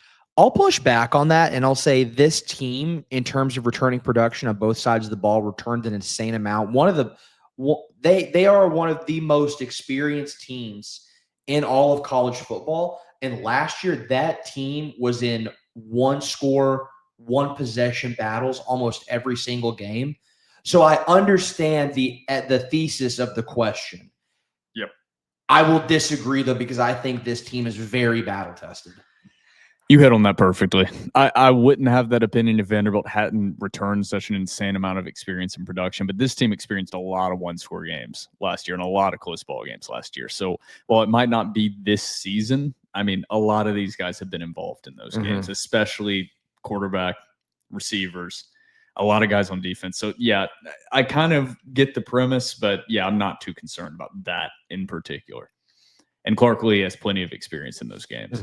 Poor Vandy fan 615 says, if Vandy keeps the game close, win or lose, and with the national attention from game day, won't Pavia's stock rise higher as a potential Heisman nominee? If he was somehow selected as the final dark horse candidate, is there anyone built better for the Heisman campaign? NYC, the press tour, and all that goes along with it. He would eat that shit up, and I would be here for all of it. I think as long as Diego Pavia has a decent game, decent stat line, I think this game can only help his Heisman stock. Yep. Yeah, the campaign could fully begin. If it hasn't already begun. Now, what that poster said in terms of like how he would interact with the media and the spotlight, I agree. He'd eat that shit up. It would be electric. He is a more media-trained Johnny Manziel. Yep. He's a more likable Johnny He's a more Manziel. likable. Yeah. I don't even know if media-trained. He is just an inherently much more likable guy. And I love Johnny Manziel. And Johnny Manziel will be on the sideline. Yes. On Vanderbilt sideline. In Vanderbilt gear. In a Pavia jersey, according to him. So that'll be an incredible addition to the Vanderbilt hype train of Theo Vaughn and now Johnny Manziel. Can't believe this is real life. Gosh. I show speed. Ezra Chris Magnon says, what's Vandy's biggest challenge going into this weekend? Their wide receivers versus our secondary. Yep. And I'm also going to say dealing with a different level of national spotlight. As experienced as this team is with close games with returning talent, they had a lot of hype around them, or a lot of attention in the positive way around them. This is the first time they've had like the eyes of the nation are upon you. Yeah. And I'm expecting this team to eat it up from everything that I've seen from how Diego Pavia is. I'm expecting them to perform well in that situation. But yeah, this is the first time, and it's uncharted waters, as George Barclay had an incredible article, premium article on thedoopreport.com. These are uncharted waters. I mean, a lot of these guys, this is their first time being the game of the week on national television. And this is a lot of the national audience's real first exposure to Diego Pavia outside of highlight reels that they've seen. So, yeah, obviously it's the Alabama wide receivers against the Vanderbilt secondary, but that's kind of secondary is the amount of attention and spotlight that's I think that's a really good point. 256 Door says, how many times this week will we hear the national media say they won't surprise/sneak up on Bama this year? Jesus Christ. That is one of just like the laziest. And I appreciate the poster bringing this up because this is something I could rant about. That is one of the laziest talking points that media and fans and fan media has. yeah, they're not sneaking up on Alabama because of A, what happened last year, B, because this is a top 20 matchup. This is a top 20 matchup. I went on multiple podcasts this offseason, and that question got asked, not specifically about Bama, but in general, like, how's Bama gonna or Vanderbilt gonna perform? They're not sneaking up on anybody. And towards the end of the podcast that I went on, I was like, this team doesn't think they're sneaking up on anybody. This team has confidence because they think they're a damn good team. And the talent discrepancy is just not that much between them and the top of the country. Vanderbilt's number 16 in the country for a reason. Okay. They have beat every team by 20 plus points so far. This team doesn't think they're sneaking up on anybody. They're just a good football team.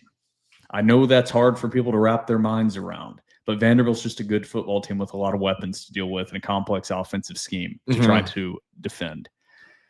A great question, by the way. Yeah, thank, because that's something that I hate whenever somebody brings It's it just up. it's one of those things that you don't have to prepare for, and you can bring it up as a talking point. Yeah. That's why people bring it up, because it's easy to talk about for 3 to 5 minutes. Pepperdor has 2 questions. Question 1: how is the Martell Height experiment going so far? He's made an occasional imprint on the offense, but nothing noteworthy. Same with special teams. On defense, my sense is he's not having the type of season we would have expected based on the projected growth from the past seasons.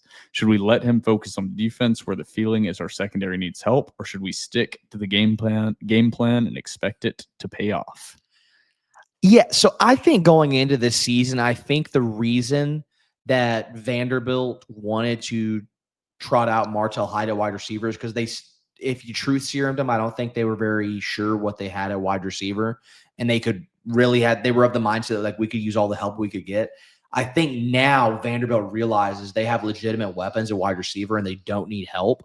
So I would keep Martell on the defensive side of the ball. I will say I would also keep him on the special team side of the ball, because Martell Hyde he hasn't breaking one off yet, but you can't tell me from what I saw last year, he is not a legitimate threat in the special teams game. I think taking him off of punt returns would be objectively stupid. Yep. I think he should remain punt returner, obviously. I do kind of agree that with now kind of knowing more what you have at receiver with Trey Richardson, I still think he will be involved somewhat, but I think you should decrease that role. I agree. On offense. Question 2 from Pepperdor: how much could we feasibly rise and fall in the AP based on the results of the game? Does a dominant Vandy win get us into the top 5? If we get blown out, would we get dropped out of the top 25? Blown out, I don't think so. Based on the precedent the AP has set, specifically with Illinois, they got destroyed by Indiana by 53 points, and Illinois is currently ranked. Yeah. I don't know if they'll drop out. I could see them dropping out if they get destroyed. I think they would more bump back to like 23, 24. If they beat Bama, they will be a top 8 team. That was what I was going to say. If they beat Alabama by even one singular point, they are a top 8 team. Yeah, top 8. I don't think depending on how things shake out, I don't think they will jump them into top 5. But I think they could deservedly be up there for sure. Because I think that top 5 is pretty. It's not locked because I think there's a ton of parity, but unless something happens in the top 5, I don't think they could justify putting Vanderbilt up there. I'm with you, though. I think that would be a top 8 team. World's Strongest Vandy fan replied to that question about Martell Height, said, get Trent Brown, Boski Barrett, etc. His one catch for 9 yards a game. We need our CB1 and all SEC punt returner out there. It's kind of what we were saying. I totally agree. Sylvan Park Door said, did you all notice Gary Patterson on the sideline this weekend? Just thinking out loud, I've got to think VU can be a major destination for retired coaches as consultants, like we're seeing with Kill, Shoop, Terry Sooks, etc. I'm predicting a Gabe football guy, Fisher, touchdown this weekend at Alabama. I did know Gary Patterson was on the sideline, and I don't have any inside knowledge now. However, I think what Jerry Kill has done at Vanderbilt and been given basically freedom to play around without any negative consequences, I think that's really appealing to guys like Jerry Kill, obviously Gary Patterson, Bob Shoop, to come in as an analyst role and give their expertise. I think it's very interesting.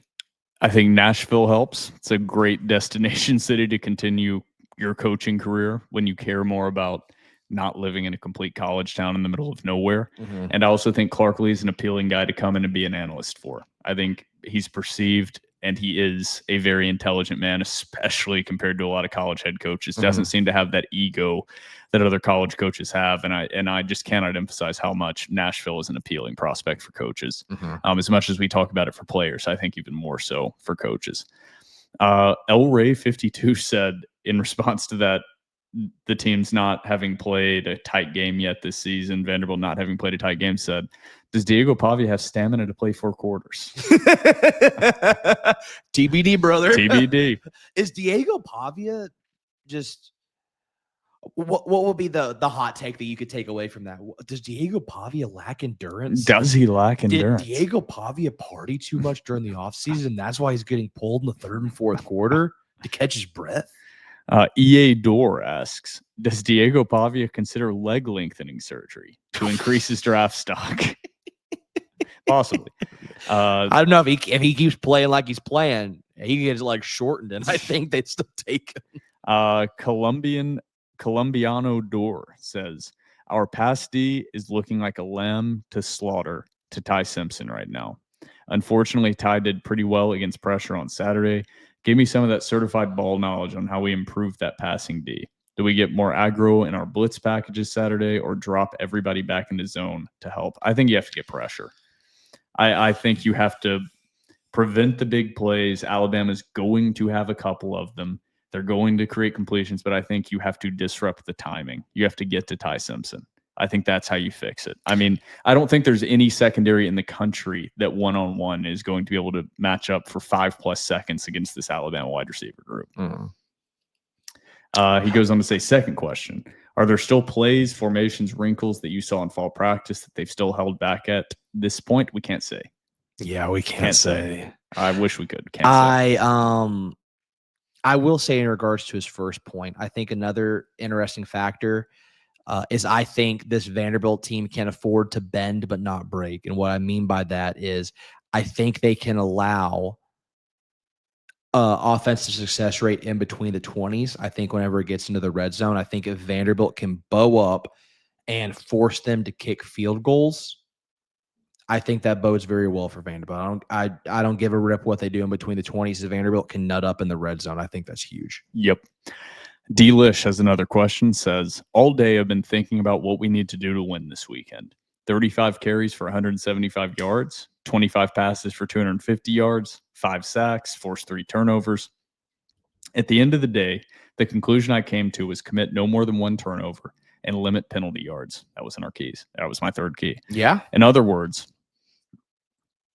I truly believe with all my heart that to win a football game in Tuscaloosa, Alabama, we don't need to do anything extraordinary. Just play a clean game. So here's my question. Is this real life? Yeah, I agree with that statement. And that's what I said earlier is I totally agree. I said Vanderbilt has the blueprint. Just execute. Just execute. You can win this ball game. You know what you got to do. Just do it. You don't have to have some miracle game. Play your game and you will win this ball game. I totally agree. Is this real life? I'm still not sure. Yet another Door lawyer met him at the game on Saturday. Great to meet you, brother. Said, I'm not thinking personnel-wise, but system-wise. Could it be argued that maybe other than Sark's system, Utah State's offensive scheme is likely to have been the hardest system to defend on our schedule, pretty similar to ours? Should that be considered when thinking about the fact that we let up 35 points and evaluating the defense moving forward? I think that is an interesting thought process because I do think scheme matters. And in particular, Kalen DeBoer has struggled against teams like Vanderbilt. However, Kalen DeBoer has been incredibly successful whenever he's gone up against the Saban coaching tree, i.e. Dan Lanning and Kirby Smart. I do think that certain schemes work well against others. And some schemes work worse than they do against others. So I think that's an interesting tidbit. I don't know. Utah State was just so one-dimensional. It's kind of hard for me to to buy into that. You know what I'm saying? Yeah, I think Utah State exposed some deficiencies in Vanderbilt's defense more than anything. And I don't want to sound negative. But Yeah. that's kind of it is a tough scheme to defend. I think Bryson Barnes is a really solid quarterback, but let's not pretend that Utah State's offense is something that Vanderbilt's not going to see the likes of the rest of the season. I mean, Alabama's passing attack is tremendously more talented. G Barks 2-4, Boston George. Said there's been a lot of talk about the emergence of Trey Richardson as a receiver and the additions of MK Young, Barnett, and Lassiter to the backfield to add to Pavi's arsenal of weapons. One guy who's really impressed me this year is Junior Sherrill. His route running has been surgical, and it seems like he's really put the pieces together in his game. What have you guys seen from him this year? Yeah, I think more than anything, I think the added weight has added to his physicality, and he doesn't get pushed off the line as much as he did last year. I think he's been able to add that size and that physicality while also maintaining his speed, which is the most important part of his game. And I think really more than anything, he's addressed his deficiencies this offseason. Yeah, I mean, he's improved. It's like exactly what you said. His route running's better. It's crisper. His hands are still great, and that added weight is doing him wonders as well. I mean, he's just progressed exactly how you'd want him to progress. Yeah. I mean, I think he's gotten better in almost every aspect of his game. Deepwater 2015 says... Terrible username. Sorry, brother. Terrible. Please change that. Says, should Johnny Manziel be allowed on the sidelines for the Alabama game? Personally, I'd rather invite Cutler back, past transgressions and all, than welcome Johnny with open arms. I love having Johnny Manziel on the sideline. Johnny Manziel in the past 2 years has put on for Vanderbilt more than Jay Cutler has in the past 20. Hard to argue. So, yeah, I'm cool with Johnny being on the sideline. GLH4VU responded to that and said, Johnny Football is a dude I'd always take on our sidelines. He brings national attention and hype. I don't want to ever see Cutler again. I think he's on your side on that argument. Yeah, I'm anti-Jay Cutler. Unless he came out and was like, hey, guys, I'm sorry. I apologize. Oh, dude, yeah, welcome back, brother. But if you're just going to, act like that, I'm not going to speak anymore. If you're going to act like that, screw off. Elray 52 says, did Cutler see Diego's brothers in prison? Not going to respond to that question. In prison. They were in jail, not prison. Jail, yeah. Kodak Black and Gold says, it looks like the over-under guy went MIA. I'll carry the torch. Hell yeah. 0.5s included now. Game bets. Game over-under, 57.5. Over. Vanderbilt over-under, 7.5 first quarter points. Over. I'm going to go over. Vanderbilt over-under, 1.5 turnovers forced. Under. I'm going under there. I think they forced one. Mm-hmm. Longest play from scrimmage. Vanderbilt over-under, 42.5 yards. Over. I'm going over. Alabama over-under, 55.5 yards. Over. Over as well. I think this is going to be a shootout I do of too. a game. That's why I said 45-42. I think this is going to be whose offense has the ball last. Player props. Pavia, over-under 230.5 passing yards. Under. I'm going to go under as well. Alexander, over-under 70.5 rushing yards. Over. Damn, that's right on. I'm going to say under slightly just because I think they're going to spread the ball around. Okay, fair. And Alexander's long rush is still 21 yards on the year, by the way. Pavia, 66.5 rushing yards over-under. Over. I'm going over. Oh, smash that to hell and back. Oh, this is an easy one. Lassiter, over-under, 0.5 touches. Over. Over. To bet your mortgage on that. Sherrill, over-under, 74.5 receiving yards.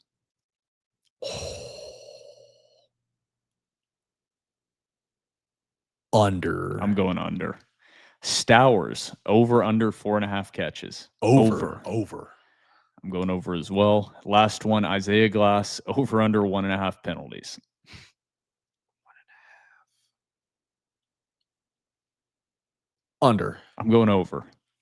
I'm hoping I'm wrong on that one, but the refs seem to have something out. They do. Isaiah It seems personal, dude. It seems very personal. I mean, he got penalized in that last game, and that was not on him. Well, they did it in the South Carolina game too. I went back and filmed it, and I was like, "This is not a holding."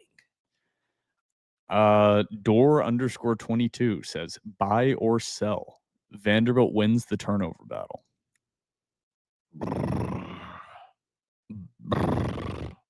Dash, Alabama has yet to turn the ball over this year.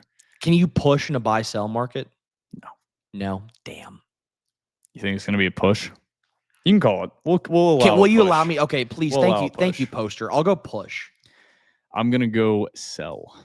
I think it needs to happen for Vanderbilt to win, but I predicted a loss. Alabama has not shown they'll turn the ball over this year. Vanderbilt has not shown a proclivity to turn teams over, to be honest. Ty Simpson over 300 passing yards. And Buy. Milroe had 310 last year. I'm going to say buy. Vanderbilt has 4 or more touchdowns. Vanderbilt's team total is 22.5. Buy. I'm buying that one. I put $50 on over 22.5. I think that is a very low team total. Vanderbilt has over 175 rushing yards. Vandy rushed for 166 in their 2024 win over Bama. Buy. I'm going to buy that. Vanderbilt has its first player go over 100 yards in 2025. Stowers had 113 receiving yards in 2024. Buy. I'm going to sell that. Okay. I don't think they have a single player go over 100 yards again. I think they just spread the ball around so much. Mhm. Also, what uni combo are we hoping for this weekend? All white gold numerals.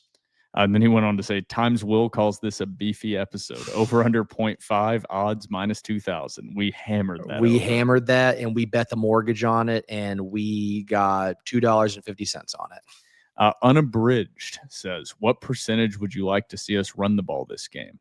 I know our offense has been elite this year, but I'm curious if we will be back to the strategy of shortening the game against top-tier teams. 55-45. Run pass. Yeah.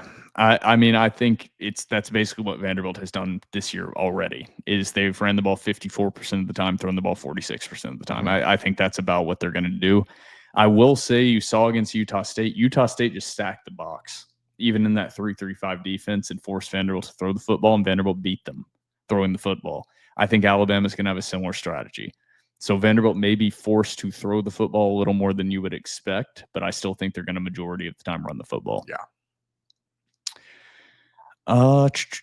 GLH4VU said, fellas, give me your feelings on the Auburn Anonymous podcast, guys. I don't think they deserve time on the podcast. Yeah. I will use them as an example for something that I've ranted to Trevor about, and this might not come off succinctly.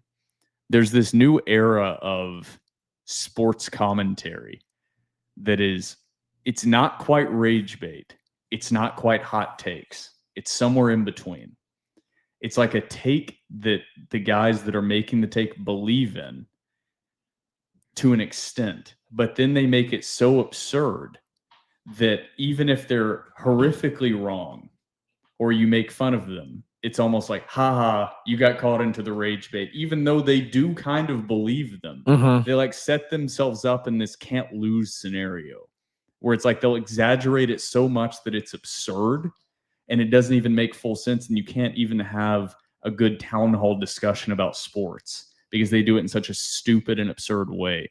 I'm hoping people are catching on to the absolute frauds that are buying podcast equipment, because those guys are just fucking jokes. Like there are plenty of them out there. Those guys are just, I don't block people. So I never block people. Those are guys I wish I could block people for, because they're just stupid. Mm-hmm. And they also look like skin mask guys. It's they have the most virgin Great Clips haircuts I've ever seen. They've never touched a woman's boob. It's incredible just how virgin those guys look. I can't get over how I'm like, you've never touched a woman before. And that's the only reason you would be running a Twitter account that doesn't even post podcasts anymore. And you're replying to fans. And it's like you've given up because nobody in your fan base fucks with you, because they all think you're stupid. It's true incel behavior. Yeah, yes. It's true incel behavior. Incel at its core, it's like the opposite of everything that we do here. It's like they're definitely on 4chan making horrendous comments about women. They know they don't know ball at all, but they want so badly to be famous on the internet. So they have to resort to stupid takes that they know are stupid to try to get interactions, and they pride themselves on impression numbers instead of actually having good, high quality takes and producing good content. Those guys fucking suck. Tyler CLD says 2 guys that have never felt the touch of a woman. Yeah. What I just said. Yeah. Ezra Chris Magnon, the thing about Johnny Manziel, and said I'd never invite Cutler back. I'd rather invite Cutler back, said rage baiting Trevor with this one. Dude, if you're listening, go watch the audio of whenever Will's reading that question. That was rage bait to me.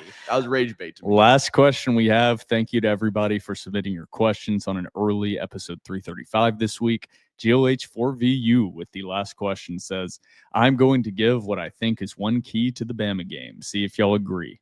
Pavia has to connect on deep throws when our wide receivers beat their man.